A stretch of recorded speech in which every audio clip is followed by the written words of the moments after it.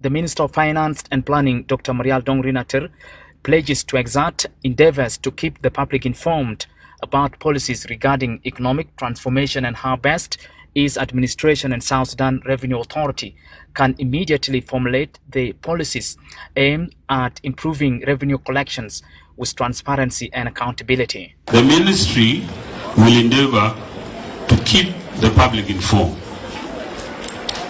And therefore, your patience and support will be critical to this effort. It is worth noting that during the swearing-in ceremony, His Excellency the President gave me a specific directive that must be implemented.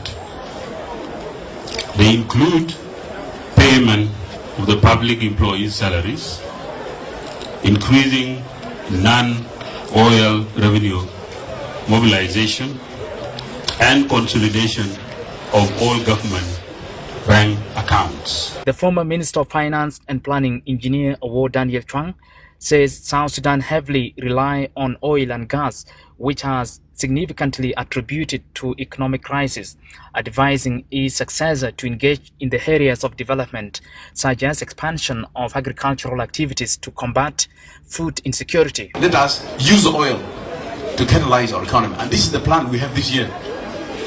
The budget that will come will invest in agricultural sector so that we are able to secure food and also secure energy. These are the two things that we have to do. I will be here also to advise my brother, Dr. Marial, of the challenges that we are able to identify. The Governor of the Bank of South Sudan, Dr. James Aligarang, underscores the significance of embracing a strong policy coordination between the ministry and the bank, with the Commissioner General of the South Sudan Revenue Authority, Africano Monday, calling on the minister to address challenges within the ministry.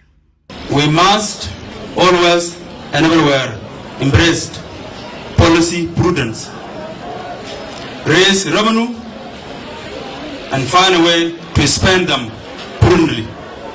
Policy prudence is what this country needs. Policy prudence is what the Minister of Finance needs. Our problem, it's a systemic problem, Yani. Some of them are beyond even Junub Sudan, Yani. But what is so important is for systems, policies and institutions to be put in place so that we are able to take it up from there.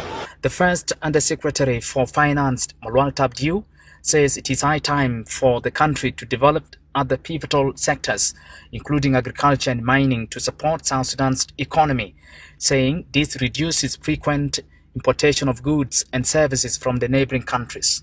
To remind you about few challenges that are awaiting you in this ministry,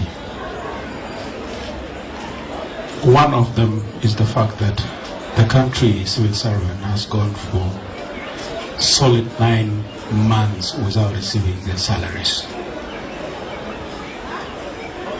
And I know during the oath-taking, you were also reminded by His Excellency, the President. The UN Resident and Humanitarian Coordinator, Anita Kiki, reaffirms the UN support in finding solutions to the challenges hampering South Sudan's economic sector. I would like to affirm the UN system's commitment and support in finding solutions to the challenges eloquently laid before you. Under your leadership, Mr. Minister, and we hope to work with you to move forward the economic and development agenda of the Republic of South Sudan. After the reception ceremony held on Monday at the ministry's premises, Finance Minister Dr. Marial Dongrin Ater sat in his office alongside his predecessor, Engineer Awow Daniel Chuang, and the 2 undersecretaries, marking the commencement of his duties on Monday.